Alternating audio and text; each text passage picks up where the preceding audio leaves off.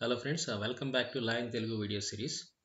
So ఈరోజు మనం నేర్చుకోబోయే legal expression ఏంటంటే సేవ్ యాజ్ అదర్వైజ్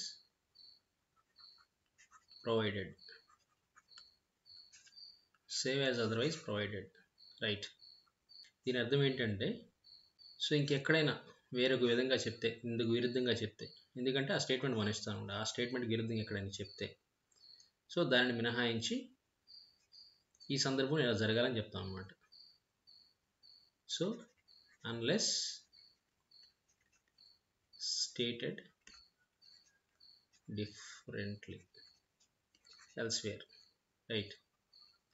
సో వేరొక చోట డిఫరెంట్గా చెప్తేనే, సపోజ్ సో అన్ని మీటింగ్లు ఏవైతే ఉన్నాయో ఈ మీటింగ్స్ అన్నీ కూడా ఈ ప్లేస్లోనే జరగాలని చెప్పి ఒక స్టేట్మెంట్ ఇచ్చారు.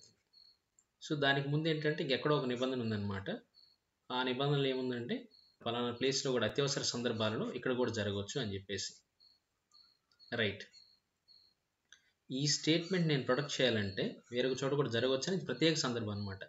సో ఈ సందర్భాన్ని నేను ప్రొటెక్ట్ చేయాలంటే ఇక్కడ సేవ్ యాజ్ అదర్వైజ్ ప్రొవైడెడ్ అని పెట్టేసి ఈ స్టేట్మెంట్ రాస్తాను. All meetings shall be conducted at అని చెప్పి ఈ ప్లేస్ రాస్తాను. సో ఈ స్టేట్మెంట్ నేను పెట్టడం వల్ల ఏంటంటే దీనికి మినహాయింపు వస్తుంది అనమాట.